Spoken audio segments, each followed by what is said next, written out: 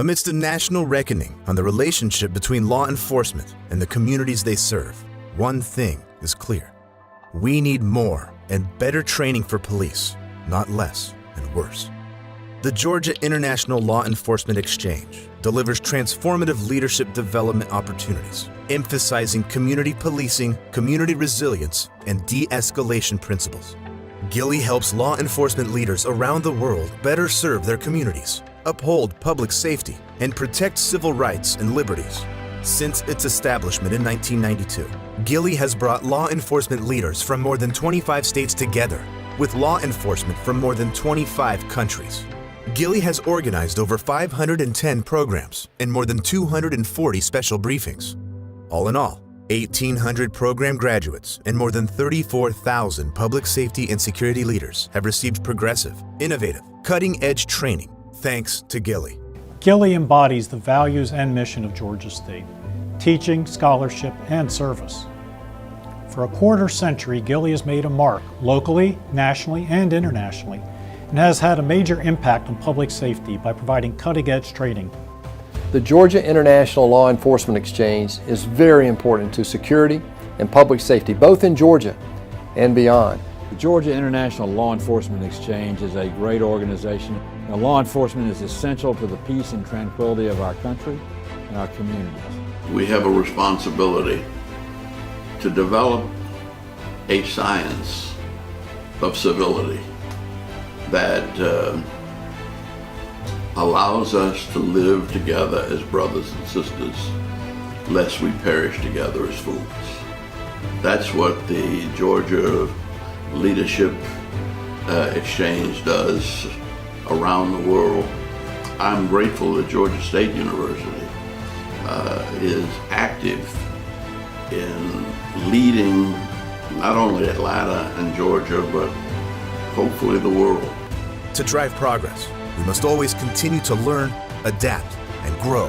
By focusing on law enforcement leadership development, GILLEE is committed to doing its part to enhance public safety and provide better police services. We have been a part of the solution by giving law enforcement the tools, principles of community policing, and training to be effective servant leaders within the diverse communities they call home.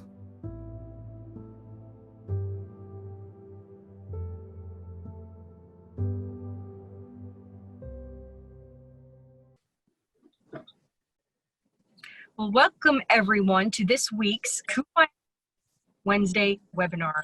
We have a very special guest this week, and I think that the conversation that we're going to be having today is something that you as a CUFI campus student will need to be informed about when you head back to this fall.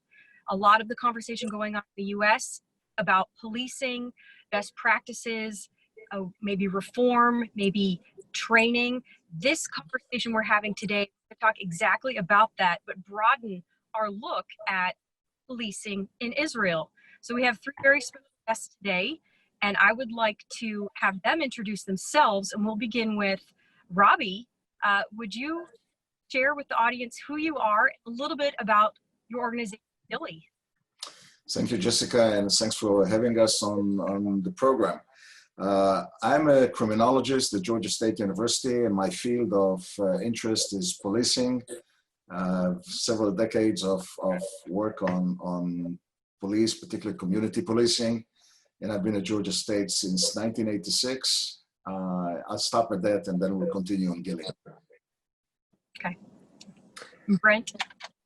Well, hi, everyone. I'm Colonel Retired Brent Cummings. I'm the newest member of the GILLEE team. I joined in March after retiring from the United States Army for the past 28 years, where I served as an infantry officer. It's great to be here with you all. Thank you. Oh, thank you. Nadia Borisova, I'm the assistant director, GILLEE. Started with GILLEE 15 years ago as a graduate research assistant while pursuing my master's in criminal justice, and been professional full-time with GILLEE now. Wow, what a distinguished panel. I'm really this interview. Let's take it back to you, Robbie. Let's talk a little bit about GILLEE, why it was originally established, and what GILLEE is not and what they are. Very briefly, I'll try and recap about 3 decades of work. So what prompted me to establish GILLEE back officially in '92 was the Atlanta hosting of the 1996 Olympic Games. And we learned about it back in 1990, I think it was September, October, when they announced that Atlanta will be the host. And on one hand, I was elated to be in an Olympic city, but my second thought about it was, what if we have Munich 72 in Atlanta? And for those who don't immediately recall what Munich 72 was, this was the Munich Summer Olympic Games, and it ended up with the murder of 11 Israeli athletes and 1 German police officer. So thinking about terrorists may want to have another world stage, that was the concern about the Olympics. So for the first 4 years of the program, we focused only on those venues that had Olympic security responsibility. And after that, we have opened it up for leadership training in the state of Georgia and beyond. And because the Olympics are basically a cycle of 2 years, the Summer Olympics followed 2 years later by the Winter Olympics and then Summer Olympics again, we sort of got into the Olympic security family and very quickly ended up with Athens and several others, but particularly the heavy lifting was in London 2012 and in Rio of 2016. So by now we have been working with about 25 plus different countries and almost 30 different states in the United States. And what we do is we focus on police leadership development and particularly on counterterrorism on one hand, but on community policing as a methodology on the other hand. So in terms of, I mentioned the number of states, we have about 1,800 graduates of the program, and we have briefed more than 34,000 law enforcement and security, private security personnel in a whole host of, now we're doing webinars, but we did a lot of live in-person sessions of these trainings, and we particularly are very proud of an annual business continuity summit where we usually have about 300 law enforcement and corporate security personnel, and all of this information is widely available on our website, including the topics and speakers and so on. So that's it in a nutshell. Okay, wonderful. There's one thing you mentioned that I find absolutely fascinating, and that is the idea of community policing in Israel. I think this is something that our students would be very interested to know about. Let's talk for a minute about who these folks are who are doing the community policing and what the format is when they're on the ground. So we can just open the conversation. Let me pick on this one real quick because it's close and near and dear to my heart. Yes, the Israel police is doing community policing, but maybe a word on the concept itself. It's not invented in Israel. It's not originally developed in Israel. It's a concept that was developed mostly in the UK and in Canada, adopted later by the United States as well, and Israel. So it's a phenomenon of the mid-1980s.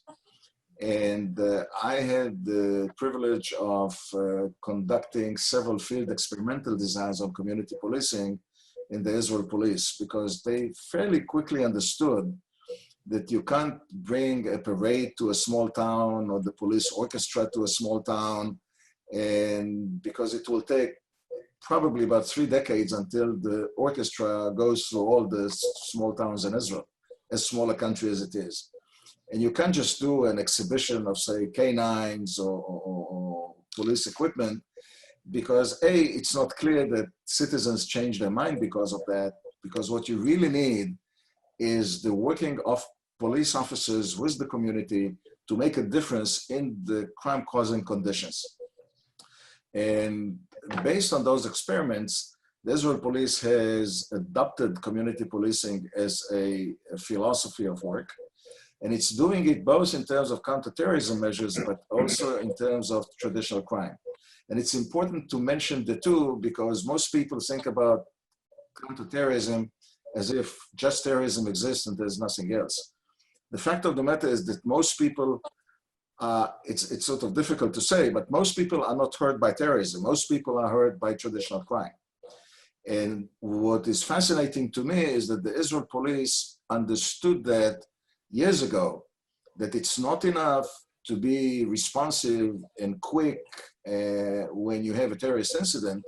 You also need to be responsive and quick when you have a home break-in or a car theft or vandalism or any type of crime that impacts the wide majority of the people. So for example, in the heyday of car break-ins and car theft, Israel had about 40,000 cars stolen a year and then brought into chop shops and sold as parts or as used cars. Now that number has been declined by about 50% into the high tens of thousands, like no more than 20,000. When you look at similar activities, it's very important to understand that you need to have a relationship with community groups. One of the most fascinating one that I was personally very impressed with, we had a US delegation of law enforcement leaders last year, and we went to the city of Akko and met with the Imam of the El Jazar Mosque and the chief rabbi of the city.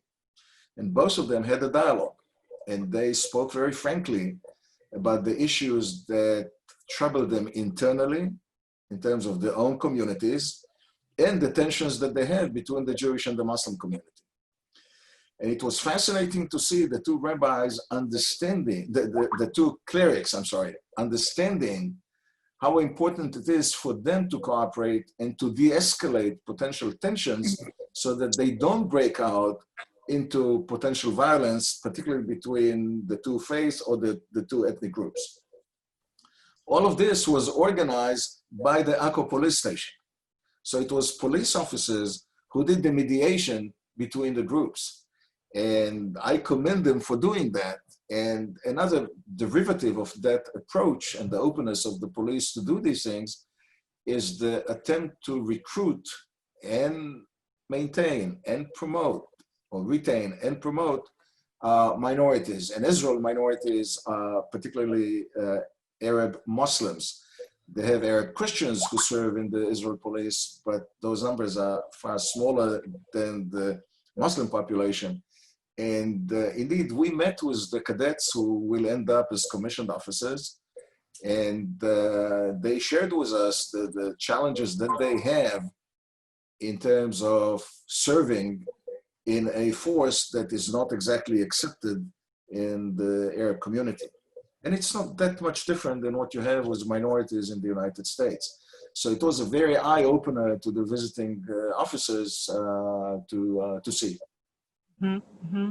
So one of the things I think is very interesting about the policing in Israel, as you mentioned, recruiting folks to police neighborhoods where they're familiar with the sensitivities and the culture because they themselves are from that exact culture. Correct. That's amazing. Are there any success stories or a further look into that policy and that attempt to really make the communities comfortable with, hey, this is someone I know who lives down the street? The idea of community policing, of this is people that you know, your own culture and background.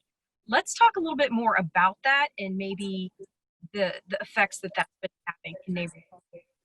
Well, first of all, it's a process. It's not that simple to, you can't institute it overnight and expect changes.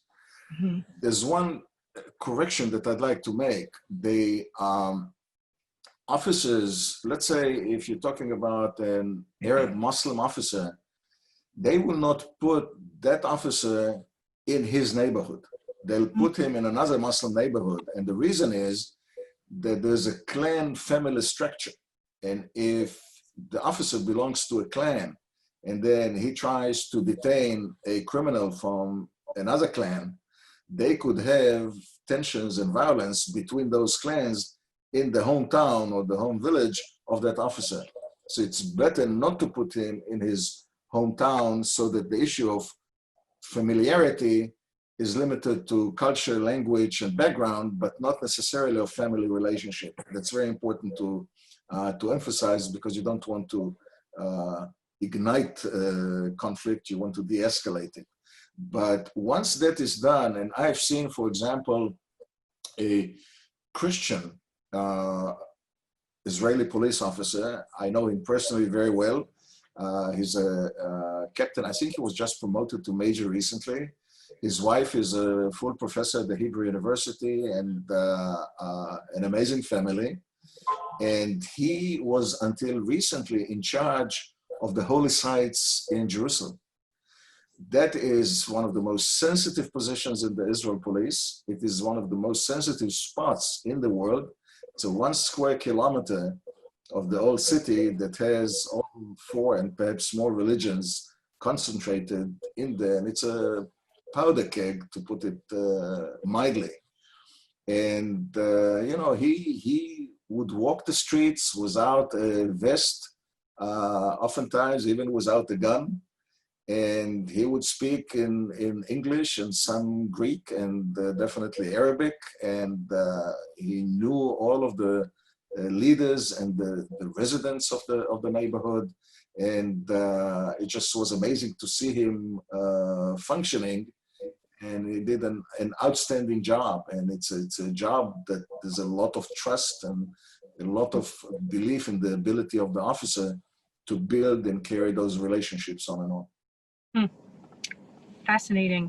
I think the conversation about what policing looks like in the wider region would be really interesting to our students. And I know, Brent, we had talked a little bit about that in a pre-call. What does it look like in the region in general, neighboring nations, Palestinian Authority, in comparison to policing in Israel? Yeah, it's. I think your viewers would be surprised to see that the Palestinian Authority policing is very similar to Israel, and actually very similar to what they see here in the United States.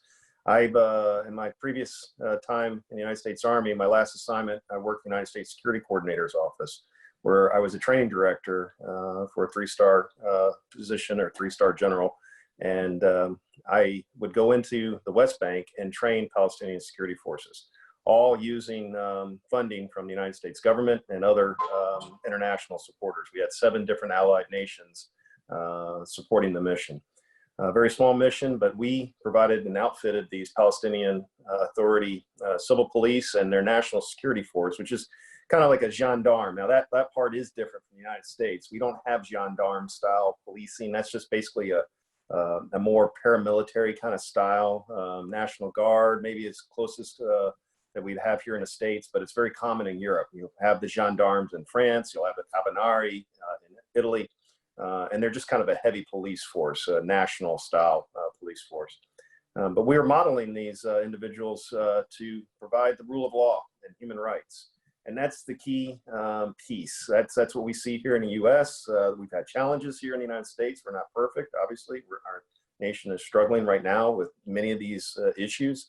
But that's what we were training the Palestinians to be better at themselves as they transition from being the PLO, the Palestinian Liberation Organization, to become the Palestinian Authority, to potentially work to a 2-state solution.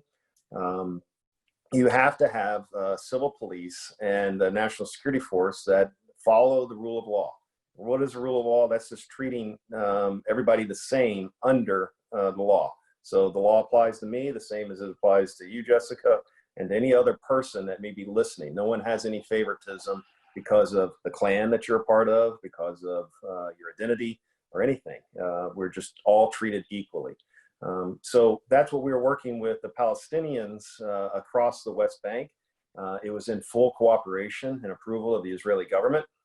And reason is it allows the Israeli government to pull out of the West Bank, to come out of the West Bank, and then reposition the combat forces that they had there to other locations and other threats. So the Israelis want this too. But the policing is very similar. It's basically, doing good investigations, responding to a scene of crime, chain of custody for evidence. How does evidence obtained and how is that then pulled and held in a storage department and then brought to a court of law where a trained prosecutor can show to a judge that this person has committed or violated a law, and we can prove it with the evidence and say that they were at that place and time when it occurred, and here is the chain of custody.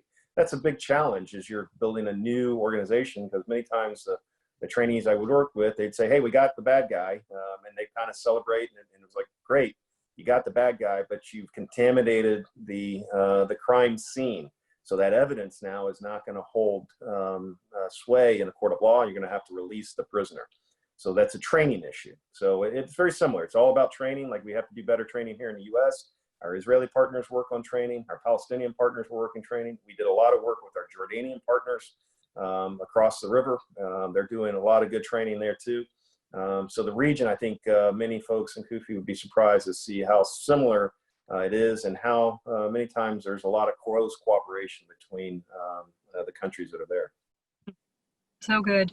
And you were talking a little bit about how Jordan, for example, may not have the same law that we uphold or we aspire to in the US and that Israel puts in practice. What would it look like, for instance, in Jordan for different class systems, breaking travel?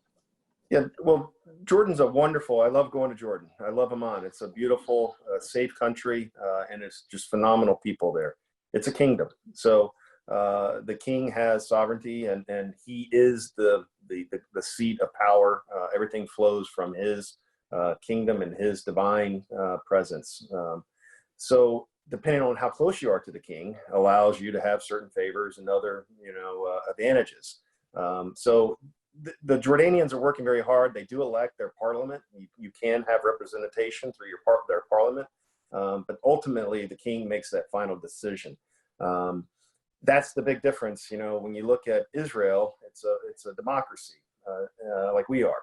Democracies are ugly. We're just messy, because people have a vote. They have opinions, and my opinion is no more valuable than anyone else on this discussion, or anyone else that's listening, or any of my neighbors here that live in my neighborhood. It's my opinion. I have one, but there are many, and so those voices get heard and they get elevated.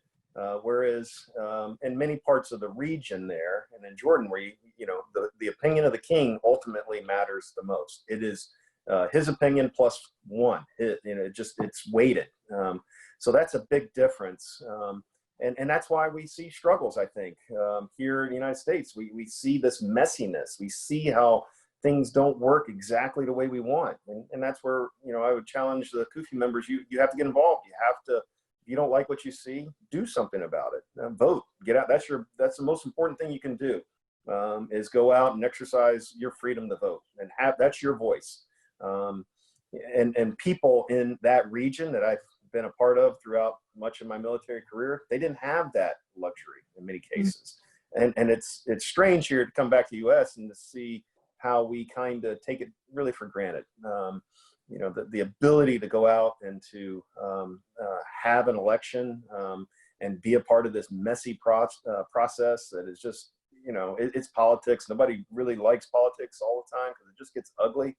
But it's a wonderful thing because it lets us all have our say in what we want to do. And then when we don't like it, I convince my neighbor, hey, let me try to change your mind, vote this way, as opposed to do it this way because I said so. And that's what you see in much of the region. Israel, the same. It's been messy. They're talking about potentially their fourth election. They've gone through 3 elections in a year. It's hard for me as an American. I lived there for 3.5 years. I watched them go through their election process. It's ugly, it's messy, but it's democratic.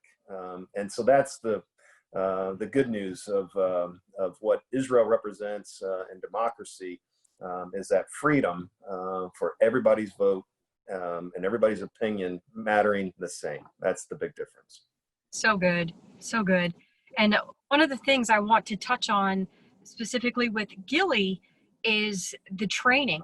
What does that look like? I know, Robbie, you said that you do leadership training for commanding staff. And one of the things that I'd like to dig a little bit deeper into is, what does that look like? And also, for the second half of that question, what about the de-escalation tactics do you teach because at the end of the day, it's people working with people, and people need training, and that's where I think this amazing organization steps in with setting the standard and being part of the solution. So let's talk about de-escalation tactics and training that you actually give the leadership of organizations. Thank you. Excellent point and excellent question. So let me first describe to you the philosophy of GILLEE. We are an executive development program for law enforcement leaders. We are not a police academy, and we do not train line officers. We do not teach methods of how to use weapons, or even how to tell an officer to de-escalate a potential flare-up during an arrest. We do not teach how to use tasers or how to use guns. We do not teach people how to dress and how to make an arrest. All of those things that are taught in an academy, including, in this case, the laws of Georgia or the laws in Israel, we don't do. We treat law enforcement leaders as officers of a company, a corporation. In the same way that the CEO has to deal with recruitment and retention and promotion and evaluation and rewards, and how do you move the agency forward? What are your challenges? What are you facing? How are you going to address all of this? We look at police leaders in the exact same way, because a police commissioner or a police chief or a sheriff, they don't go out on the street to make an arrest or collect evidence. What they do is they have an agency to run. The Israel police, for example, has about 30,000 police officers. That means that you have to recruit them, you have to train them, you have to provide meaningful values that will guide them through the police job performance.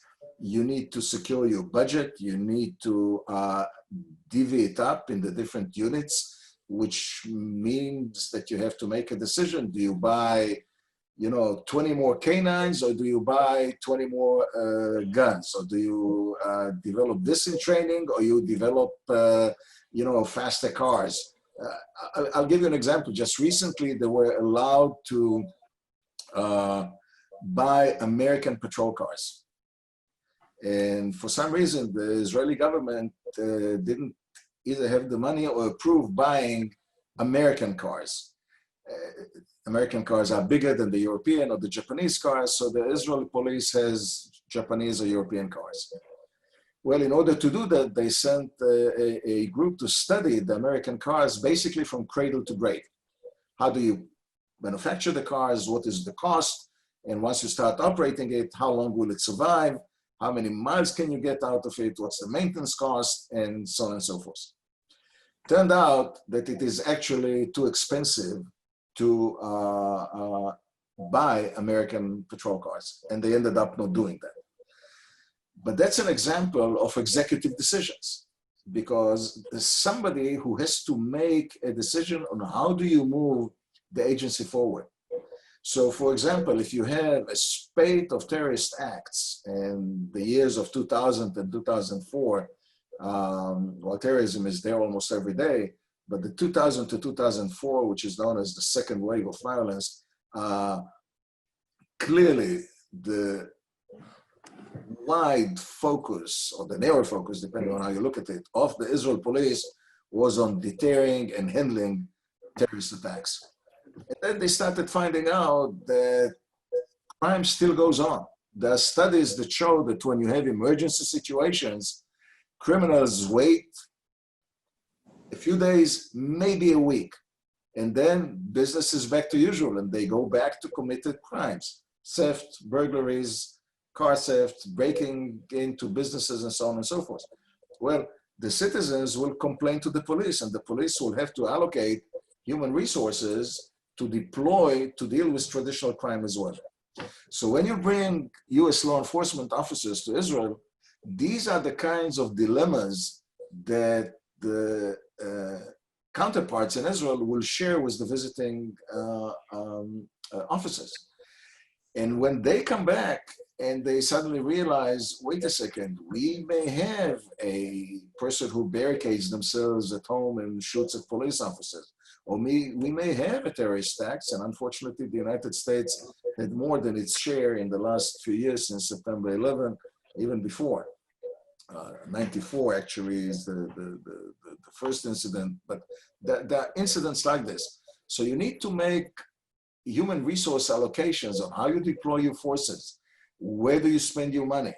Now, for example, with all the discussion about defunding police, that's a whole different ballgame, because police have very little control over the budget when 95% goes on salaries. So there's very little to play with, and that means that a lot of police departments either will be abolished by the cities, and that's happening now in a couple of places, more than a couple of places in the United States, or they will cut a significant chunk of the money, and that means letting quite a number of officers to go.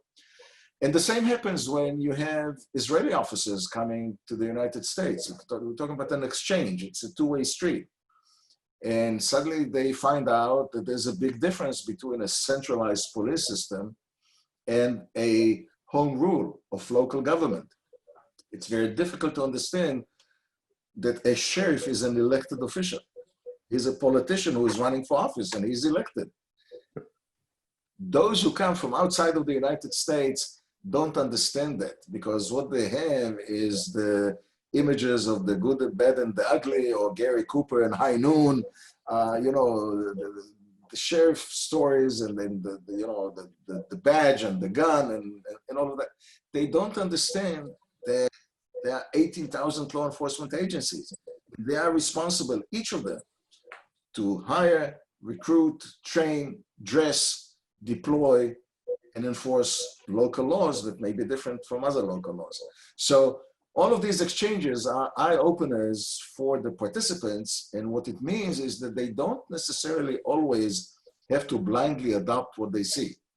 What they do is they say, oh, we've seen this practice, how good it is for us, what of it we can implement, what we cannot. So I'll give you two examples, and I'll stop there. One of the Israeli delegations went into one of the police departments here, and they have signs above the door that have various slogans or mottos. And one of them was, under this door walk the best police officers in the United States. The following year, I was in Israel, and I went into one of the police stations, and I saw that same sign in Hebrew, under this door walk the best police officers in Israel. That is a copy that is complementing of an idea that is good to steal, because it elevates the morale of the officers. We have seen, for example, in the United States, bomb disposal technicians who have learned bomb disposal techniques from the Israel police, who have one program which is not for law enforcement executives, but for professionals, and that is crime lab scientists and bomb disposal technicians. And they have learned a lot of techniques from the Israeli bomb disposal technicians, who are among the best in the world, not because they're better than anybody else, but because they have far more experience than anybody else. And that helped them implement some changes and do a better job back home. And having said all of that, when Israeli bomb technicians come to the United States, they learn from them, despite the fact that the experience is differential. So that is really the value. If you want to mention it in academic terms, it's a sort of a mini sabbatical for police executives. Many because it's, you know, a week or 2 weeks, it's not a year or a semester. But it's the same idea. It's the cross-fertilization. It's seeing how somebody else is doing businesses. And by the way, in the business community, you have executives on loan to various civic groups. And it's not much different for police. And I think it's very important to improve police services because the way police function, that's the way the society looks. I know you just mentioned that Israel has a greater understanding of how to operate under attack or a situation where there may be a threat of an attack. Of all of the training that held as, is there any particular practice or tactic that you hear the greatest response of, wow, we really want to incorporate that into what we're doing? Maybe something that people don't think about because we don't have the level, thank God, of threat that Israelis do, of just people wanting to cause mayhem. Is there a takeaway that you hear most? Yes, and actually it has relatively little to do with police and a lot to do with police. It has to do with resilience. One of the things that amazes visitors, and I'll start with some specific examples and then I'll explain it.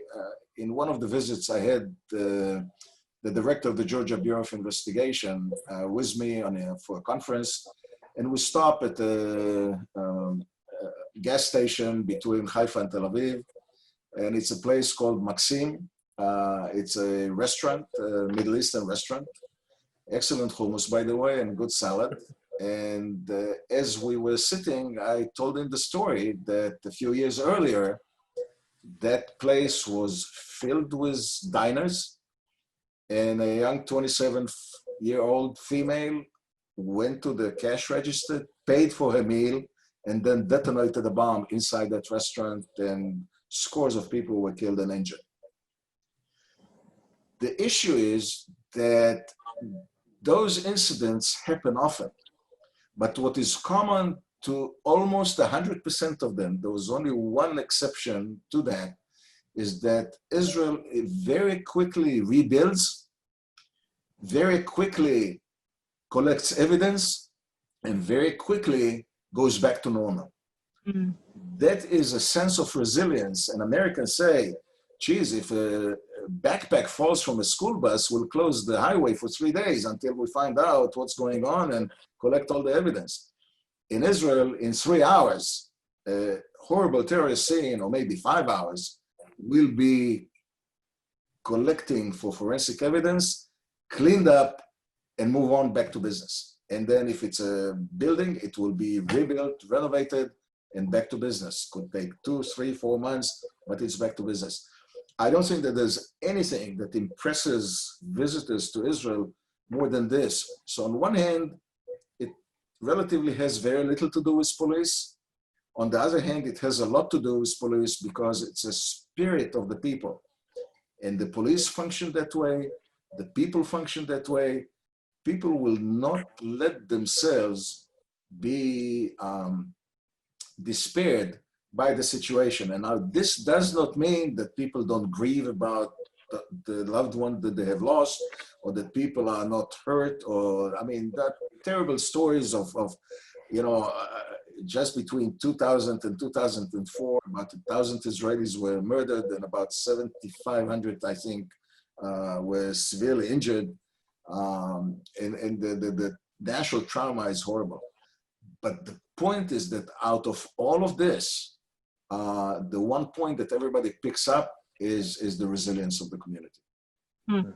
Wow, that's powerful. I know I was listening to a radio program recently about what the key struggle for young people in America is, and it is a lack of resilience to be able to bounce back from hardship. So I find that fascinating, and I would love to see more of that with our young people in the U.S. And I know it's come at such a high cost for Israelis to have become experts at resilience because it has been attack after attack after attack. So the work that you all are doing and sharing these practices and tactics with police officers from not only the US, but around the world, and beginning with the Olympics, and sharing ways to prepare for people who want to cause mayhem and death.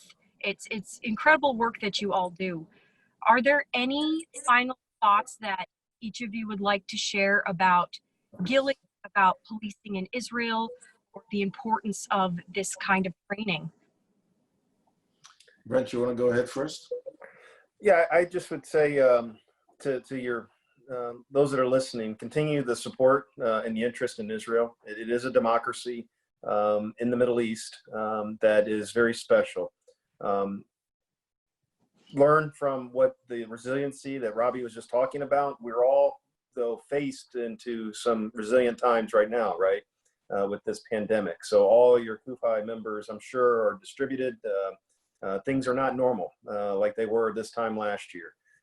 So lean into that.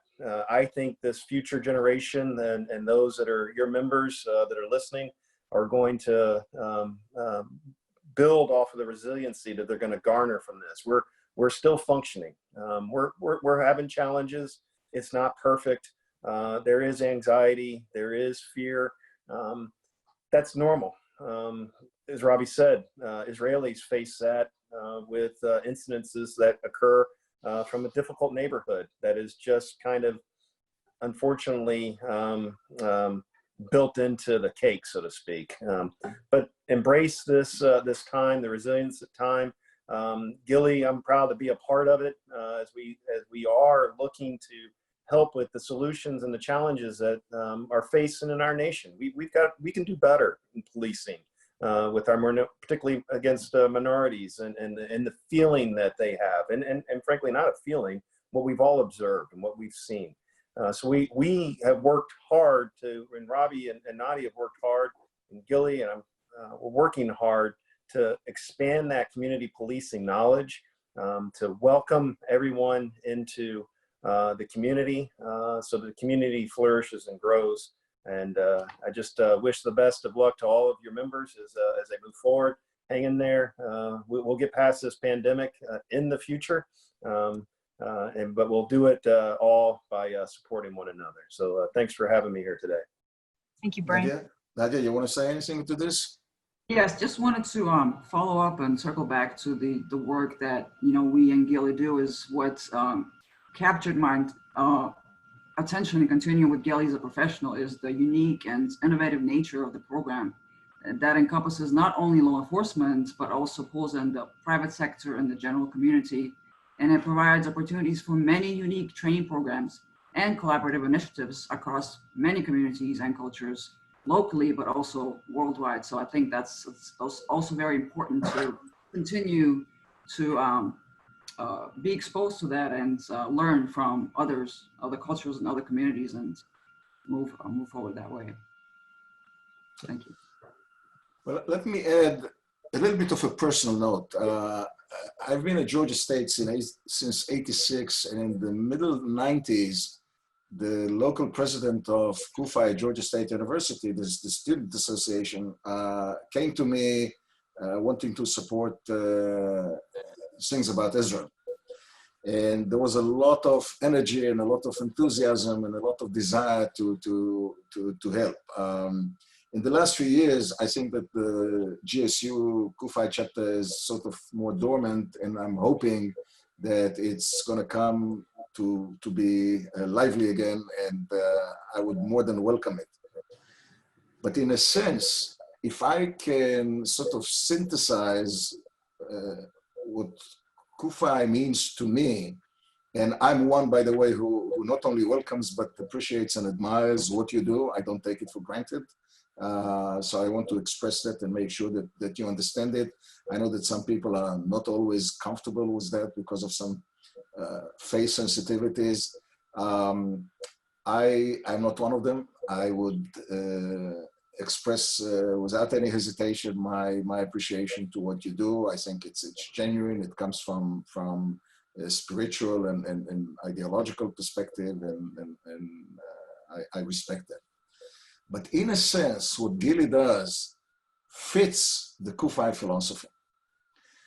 In CUFI's sense, it's Israel and the United States. In GILLEE's sense, it's a little bit more than that and wider than that. But in a sense, the exchange means that if you want to do something that is good for Israel and good for the United States, GILLEE does that in the arena of law enforcement. We don't have a claim of fame to do it in all arenas, but in law enforcement, that's exactly what we do. So CUFI students, or supporters who are interested in materializing and implementing their approach both to Israel and to the United States and have an affinity to law enforcement, we will be more than happy to share with them what we do with GILLEE, what we do with law enforcement programs. We are doing these days of COVID-19, we do a lot of these kinds of webinars. We've done them in synagogues. We're about to do them in some churches as well. And we would like to share that. But I just wanted to emphasize that to me, it's very important that this is a sort of an exchange that covers both sides of the globe, if you will, and fits with, I think, CUFI's mission in this regard. Wonderful. Is there a website that our students can go to find out more about GILLEE? Yes, Nadia? GILLEE.org. Wonderful. Very easy. Yeah, it's GILLEE is GILEE.org. Wonderful. And I know a lot of our students would be interested in learning more. I'd love to have you back maybe for chapter webinars to talk more in depth about this topic.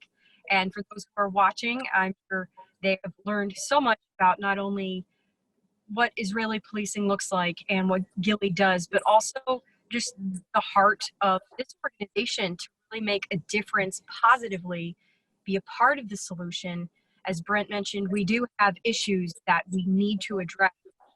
I can see no better way than training. I know my family personally has been impacted negatively by incidents with perhaps not a well-trained officer. So the work that you do is so important. And I want to thank you for everything that you're investing in these different organizations that are making an impact across the world. So thank you so much for joining us today. Robbie, Brent, Nadia, I really appreciate your time. And I hope to have you back in student webinars. Thank you for having us. Thank you very much. Bye-bye.